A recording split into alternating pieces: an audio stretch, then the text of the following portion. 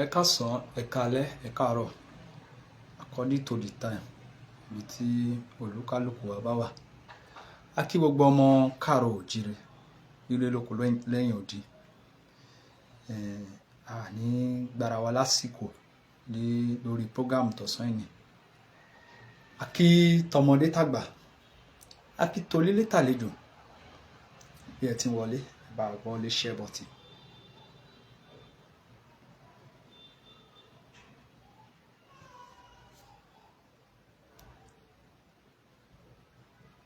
Ǹjẹ́ a nílò láti ṣe máa tọ́ra wa báyìí? Ogun ti wọ ilẹ̀ Yorùbá o, èèyàn wa. Ṣé ẹ mọ̀ wípé as at now wọ́n ní wọ́n ti dictate òkú àwọn èèyàn tó lé ní 200 ní Woro nílùú tí àwọn ajínigbé tí wọ́n kọlù ní kòpẹ́kòpẹ́.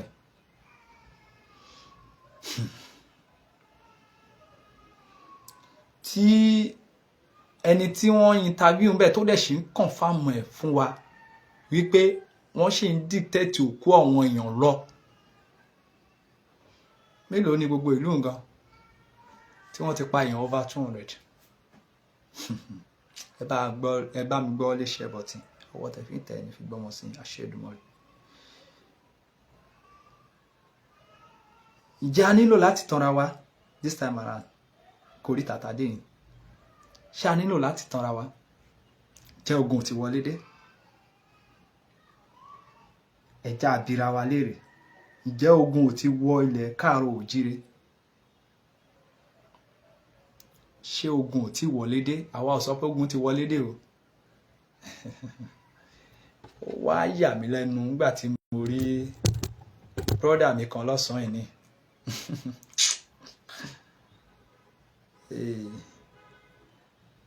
Tí ó wá jáde síta tó ní òun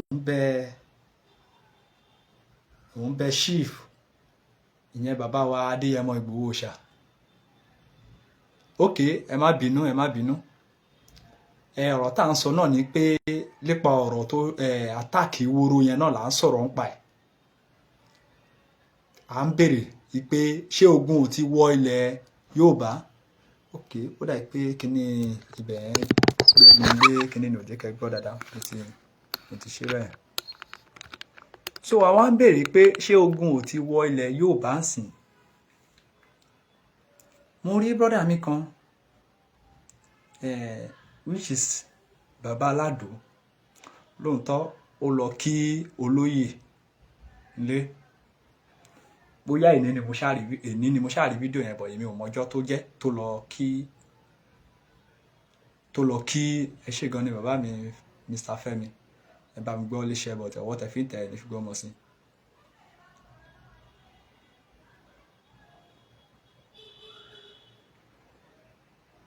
Religion ló fi wọlé sìn, ọ̀rọ̀ religion ni. Àwọn tó dẹ̀ jẹ́ Muslim lẹ́rìn wa wọn ò dẹ̀ fúnra. Ìjà orí afẹ́fẹ́ ni ọ̀pọ̀lọpọ̀ wọn ń jà kiri. Ìjà religion lọ́wọ́ yẹn ọ̀pọ̀lọpọ̀ wọn ń jà kiri lórí afẹ́fẹ́. Kì í ṣe ọ̀dọ̀ wọn kọ́ là ń lọ lénìí. Mo rí brọ́dà mi yìí tí a mọ̀ sí Baba Aládò. Ó ń yà mí lẹ́nu nígbà tí a bá rí lóòótọ́ ìṣẹ̀lẹ̀ tó ṣẹlẹ̀ sí bàbá wa olóyè Adéyẹmọ Ìgbòho Òòṣà kò dùn mọ́ wa nú. Ṣùgbọ́n a dúpẹ́ pé bàbá wà láyé, wọ́n wà láàyè. A lè máa sọ wípé kí bàbá tún tẹ̀síwájú láì ṣe wípé àwọn ọba wa wọ́n fi ọwọ́ sí ìwé. Láì ṣe wípé àwọn ọba wa ṣe necessary thing tó bá yẹ kán ṣe láti wípé tí bàbá bá bẹ̀rẹ̀ kò ní sí any problem. Àwọn fúnra wọn máa sọ wípé ọmọ wa ni àwa la ránṣẹ́.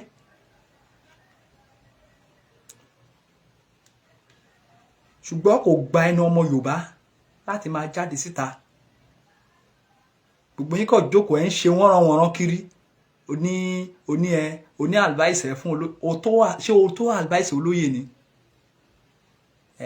bàbá aládò ṣé o tó wá láti attack ẹ but à ń sọ òdodo ọ̀rọ̀ tó fún gbogbo ọmọ káàrọ̀ òjìrè kì í ṣe ìwọ nìkan kọ́ lọ̀rọ̀ yẹn bá wí kó máa jáde síta kó máa sọ wípé o advice olóyè pé olóyè gbọ́dọ̀ sọ̀rọ̀ Yorùbá nation mọ́ ẹ jẹ́ ká máa ṣe Yorùbá gírí wọn yẹn ẹ jẹ́ ká máa ṣe Yorùbá nation wọn yẹn ẹ má dá sí wọn mọ́ kí ló tẹ̀ ń jẹ́ bẹ́ẹ̀. play díẹ̀ just díẹ̀ kó má di pé bóyá èmi ni mo kàn ń wá nǹkan míì tí mo fẹ́ rò máa play díẹ̀ fún yín kò gba ẹnu ọmọ Yorùbá lóòótọ́ èmi I personally mi lè advice olóyè mi lè sọ pé kó lóyè tún continue láì ṣe wípé ọ̀wọ́n bá wá sọ wípé ó yá ọmọ wa olóyè Adéyẹmọ Ìgbòho ó yá àtiwọ́ bọ ìwé ìwọ la rán ẹ níṣẹ́ àwa la rán ẹ níṣẹ́ àti gbé ọ̀rọ̀ ètò ààbò àti gbélé ẹ lọ́wọ́ ohun tí àwọn bàbá yẹn bá tó ṣe all the necessary things tá à ń sọ̀rọ̀ nípa yẹn kémi gan tó lè sọ pé yes torí pé ìgbà tí bàbá tèmi wà láyé kò ṣe jáde síta kó ṣe nǹkan tí olóyè ṣe olóyè nìkan ni Yorùbá ni good and fine ṣùgbọ́n kò wá gba ẹnu ọmọ Yorùbá kankan láti máa jáde síta kó máa sọ wípé pẹ̀lú ìkórìtà tadé yìí orí pé òun wá followers kiri orí afẹ́fẹ́ òun wá ń ṣe wọ́nranwọ̀nran kiri ṣùgbọ́n ọ̀rọ̀ tá à ń sọ kò ń ṣe ọ̀rọ̀ ìjà ṣùgbọ́n tó bá ti ń rìn mo bẹ̀ ẹ́ mo rọ̀ ẹ́ wẹ̀yìn ẹ́ wo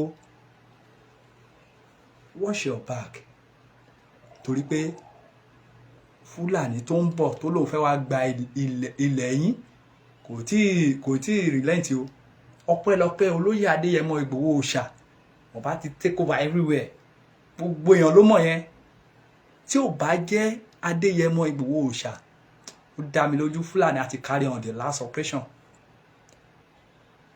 ẹ̀rù bàbá yìí ni àwọn ará ibi ṣì ń bà nígbà tí wọ́n bá wá jáde síta ń sìn tí o wá ń sọ nǹkan tí òun sọ lórí afẹ́fẹ́ tí Fúlàní dẹ̀ ń bá ẹ ń wò tó bá tẹ̀ jẹ́ pé indoor ló ti bá bàbá sọ ìbátúdá ọ̀pọ̀lọpọ̀ yín ẹ believe fún sí pé ẹ ń cash out lé online ẹ fi life and property ọmọ Yorùbá ẹ fi ń cash out lé online lójú ara yín mo sorry ṣùgbọ́n lọ dẹ́ra o ṣe mọ̀ pé Fúlàní ò tí relent o ṣàmọ̀ pé wọ́n operate lọ everyday náà ṣùgbọ́n ẹ̀rù tó sì ń bà wọ́n ni wípé ẹni tó ń bẹ nílẹ̀ Yorùbá a lè kojú ẹ̀ nǹkan tó ń sì ń ba Fúlàní lẹ́rù nìyẹn tó ṣe dàí pé operation wọn yẹn ó ń reduce nílẹ̀ Yorùbá ṣùgbọ́n gbà tẹ́ bá ti ń jáde síta tẹ́ ti ń sọ gbogbo ìsọkúsọ tí gbogbo yín ń sọ kiri yín lórí afẹ́fẹ́ yín àti mọ̀ yín náà tẹ́lẹ̀ ẹ máa fi jọ àwọn bàbá yín kan tó sọ pé Ọ̀yọ́ ń pè wọ́n ẹ múra sí o kò sí wàhálà no problem àwa ò bá èmi nǹkan tí èmi kàn mọ̀ ni pé èmi ò fẹ́ ikú ọmọ Yorùbá kankan mi ò fẹ́ ká máa sọ wípé mi ì fẹ́ máa gbọ́ pé kán máa sọ pé ọmọ Yorùbá kan kúkú Fúlàní àti pé bí a ṣe ń kówó ransom fáwọn pípù yìí ó ń ká ẹ̀mí lára nítorí pé ọ̀pọ̀lọpọ̀ ọmọ Yorùbá míì nídìí owó tá a fi ṣe business tí ò tí ì rí ẹ wo ọba tí wọ́n ṣẹ̀ lọ gbà sílẹ̀ níbi 3 days ago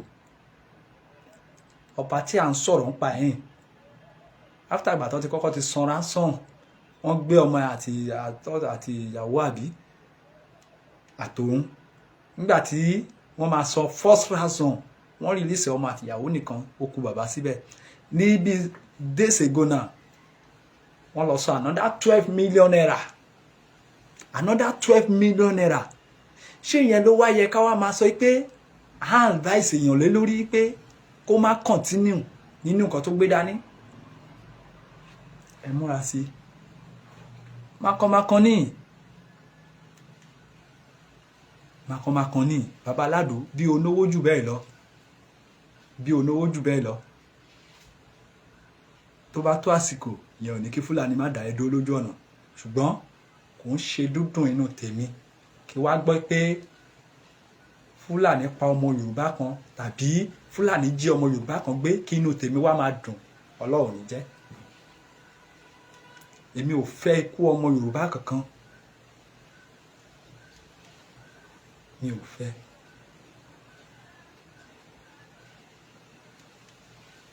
Náà sìn,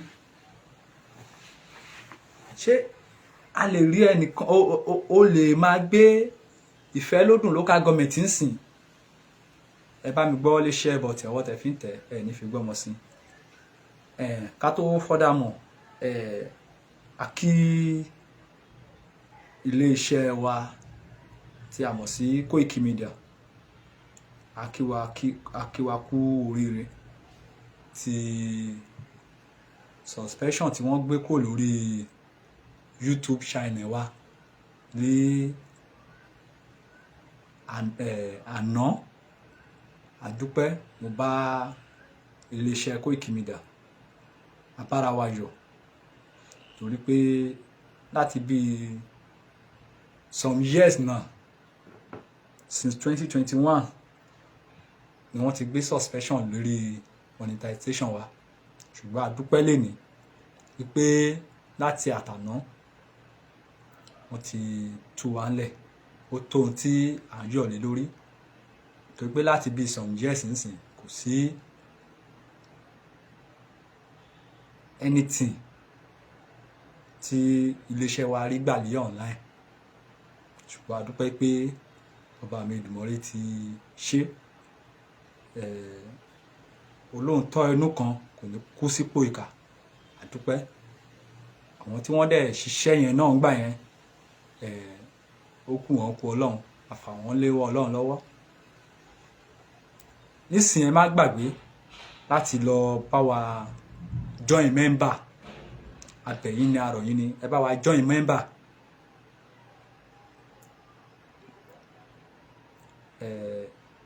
Ẹ lè join Koiki Media fans with $2.99 euro, sorry, €2.99. Bẹ́ẹ̀ ni Koiki Media loyalty ẹ lè join yẹn lé €5.99.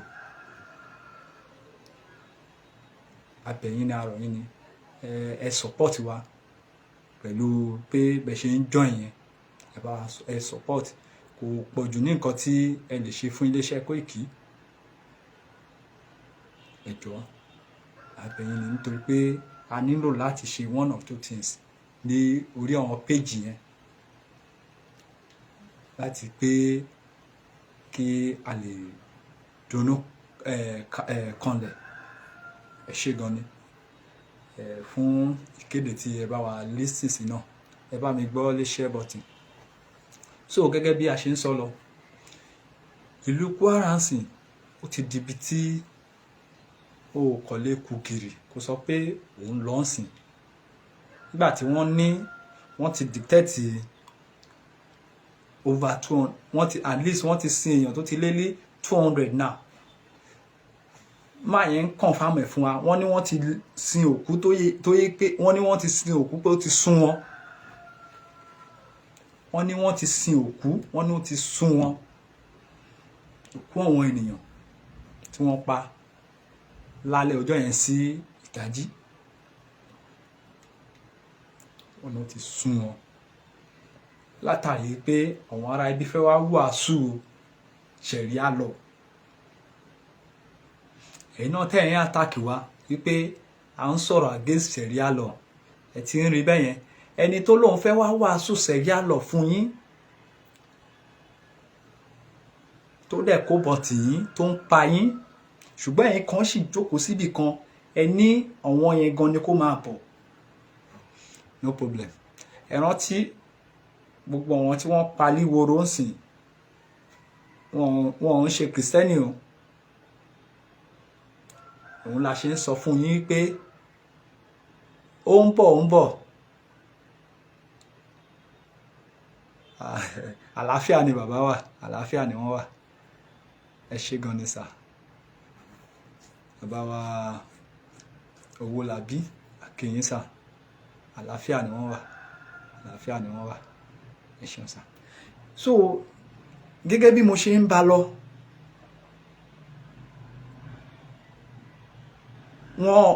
àwọn tí wọ́n pa ní woro ń sìn according to àwọn tí wọ́n sì ń ṣe interview fún nínú ìlú yẹn náà, bí wọ́n bá àwọn tó escape.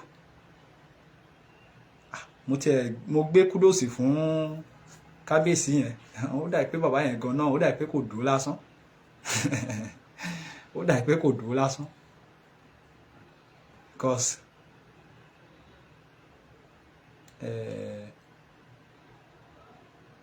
bàbá náà gbéra mọ́. Ok, ṣùgbọ́n àṣẹ lẹ́nu ló yẹ kí bàbá lò láti fi command. Tó bá jẹ́ pé ìgbà wáṣẹ̀ ni, àṣẹ lẹ́nu ni, ó yá kó bọn wọ́ yín kalẹ̀, kọjú ìjà síra yín bó ṣe yẹ kó ṣe rí nìyẹn.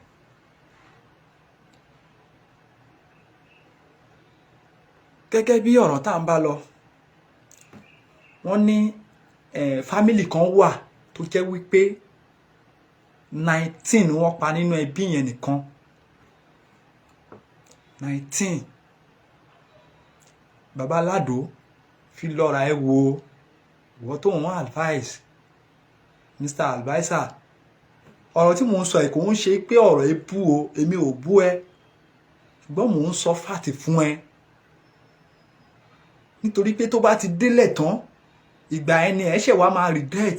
Kò dẹ̀ yẹ kó délẹ̀ tán ká tó gbé ìgbésẹ̀. Mo ní bílẹ̀ pé ó yẹ kí gbogbo àwa ọmọ káàárọ̀ òjíire lásìkò tí wọ́n ti yọ̀ǹda bàbá ń sìn, a dúpẹ́ lọ́wọ́ bàbá Bọ́lá Ahmed Tinubu, ó yẹ kí gbogbo wa jáde síta ká lo péjì wa láti bá àwọn ọba wa sọ̀rọ̀.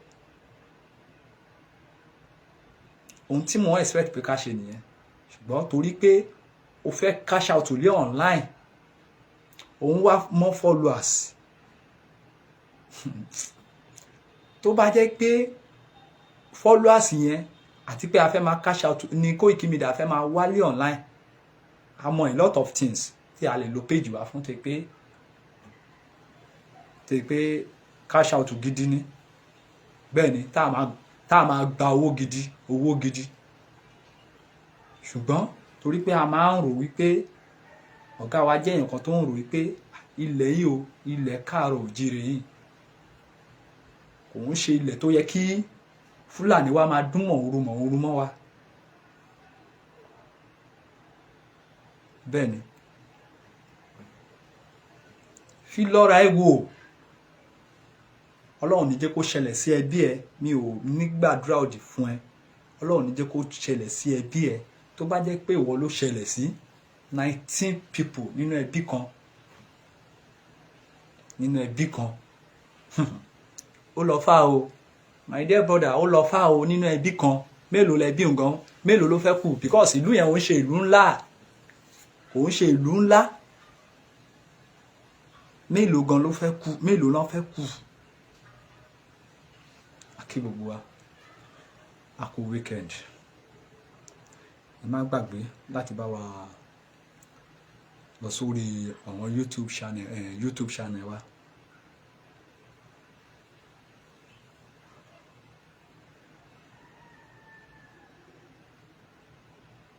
Ẹ má bínú, I attend sí one of two things ni. So láti bá wa join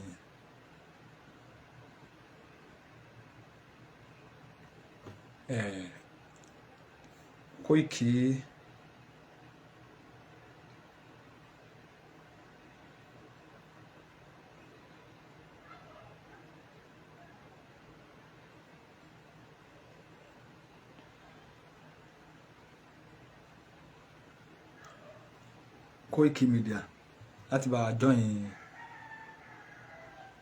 fans, Koiki Media fans àti Koiki Media loyalty, ẹjọ́ abẹ́yìn ni. ṣèrànlọ́wọ́ yẹn fún wa nítorí pé wọ́n ṣe gbé embargo kó lórí àkáǹtì wa yẹn ni. A dúpẹ́ lọ́wọ́ Ọlọ́run tó bá wa ṣe.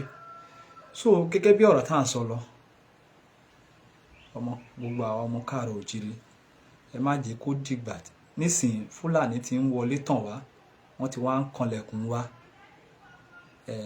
Ẹ má wá jẹ́ kó dìgbà tí wọ́n á géré everybody lọ. Ẹ má jẹ́ kó dìgbà tí wọ́n máa géré everybody lọ. Ẹ jẹ́ á bójútó ohun tó wà ńlẹ̀ yìí. Ẹ jẹ́ á ṣe kíni? Ẹ jẹ́ á bójútó ohun tó wà ńlẹ̀. Ẹ má jẹ́ ká jẹ́ kó ogun kó ilẹ̀ Yorùbá lọ. Àsìkò táwa yìí, a nílò àti búra wa. A nílò àti bára wa jà. A nílò àti ja ìjà ẹ̀sìn. Ẹ̀yin bloggers, ẹ lo page yín láti bá àwọn ọba sọ̀rọ̀. Kí wọ́n pe olóyè. Kí lolóyè ń fẹ́? Àfọwọ́sí, àṣegbá, kólóyè máa lọ.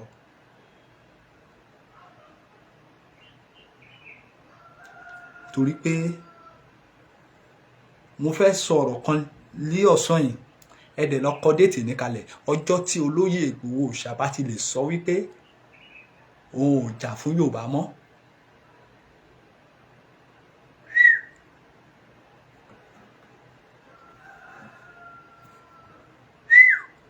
Ṣé mọ̀ mí nẹ̀? A gé orí anybody. Fúlàní á gé orí ẹni tí wọ́n sì ń bẹ̀rù nìyẹn. Baba Dami, 100 for you. 100 for you, baba. Ọjọ́ tí olóyè bá ti lè sọ pé òun ò ṣe mọ́, ẹ ti kẹran. Ìwọ bàbá aládò tó ń advice wo, tó lóyè bá ti lè sọ, ọba bí ẹ̀dá kó gba Ìbàdàn expressway, kó gba bẹ̀ travel, àbí kó sọ pé ó fẹ́ kọjá sí area Ifẹ̀ àbí area Ìsẹ́yìn, try ẹ̀ wò. Àbúrò ò ní ṣẹlẹ̀ sí ẹ, kò ní ṣẹlẹ̀ sí mi, kò ní ṣẹlẹ̀ sí gbogbo ọmọ Yorùbá. Ṣùgbọ́n kó má bàa ṣẹlẹ̀ sí wa. Wọ́n ń gbàdúrà ní ṣọ́ọ̀ṣì wípé àrùn burúkú kò ní jálù ọmọ wa. A wá ṣe àmì sí. Àmì yẹn kọ́lá ni ò ní jẹ́ kó ẹni tó ti ní nínú ṣọ́ọ̀ṣì yẹn, àmì yẹn kọ́ ni solution o. Ẹja sòǹtọ́ o. Àmì yẹn kọ́ ni solution, bí ò ṣe yí pé ọmọ ilé tó ti níyẹn kí ó bí ẹ kó fojú tó, kó lọ treat ẹ, bó jẹ́ ti ìlànà ìgbàlódé la fi treat ẹ, bó jẹ́ ti ìlànà ti òyìnbó ni. Gbọ́dọ̀ gbé ìgbésẹ̀ ni. Bàbá Aládò, ọ̀rọ̀ tí ó sọ, mo gbà ládùúrà pé àwọn alálẹ̀ ò ní kọjú ìjà sí ẹ. Torí pé ọ̀rọ̀ tó sọ lọ́sàn-án yìí ni ó kù díẹ̀ káàtó. Tó ń sọ̀rọ̀ àwọn tó ń ṣe Yorùbá nation, àwọn tó ń ṣe kinní kan.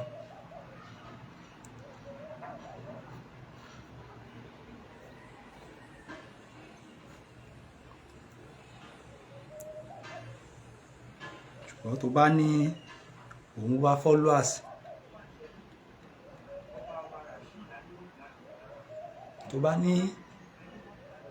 wá followers, pé followers yẹn ló jẹ́ lógún ju ìran ẹ lọ, gbogbo tó ń kójọ lọ́wọ́ wóró, lọ́wọ́ bá yẹn jó, lọ́wọ́ bá ṣe jó ilé everybody, lọ́wọ́ bí wọ́n ṣe jó ilé everybody níwòrò. Ẹni tó bá wà láyé ló rántí pé òun kó property jọ.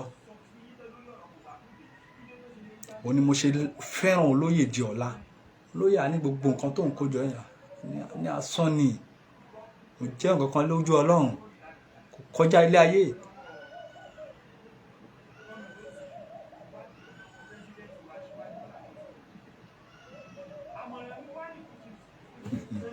Ẹ jẹ́ ká gbọ́.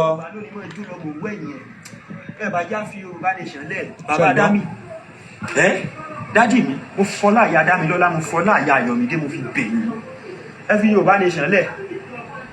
bàbá mi ọlọ́lá ni yín, ẹ jẹ́ inú ọlá yín, ẹni tó bá ṣẹ́gun sí ní jẹ, ẹ jẹ́ inú ọlá yín, ó kọ yín làwọn fi ń yan gbòòrò, ẹni tó wá lóko gangan ṣé kó wá mọ̀ jáyé ni, ẹ jáyé, ẹ jẹ́ wọn máa bá Yorùbá nation wọn fà á. ṣẹ́gbọ́n.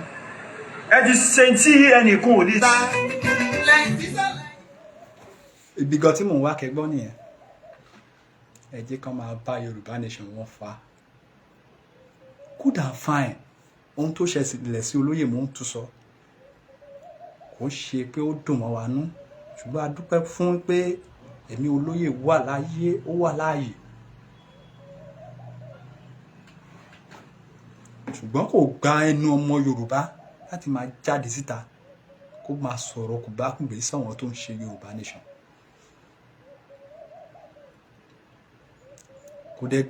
kò gba ẹnu ọmọ Yorùbá, ṣùgbọ́n mo ti sọ, mi ò tẹ̀ nílò àti sọ̀rọ̀ lọ títí, ṣùgbọ́n rántí o bàbá Aládò, mi ò gbàdúrà ibi sí ẹ o, ibi ò ní yálé ẹ, àwọn tó ní ẹ wọn ò ní fojú sunkún ẹ, nítorí pé ọ̀dọ́ bíi tèmi náà ní ẹ,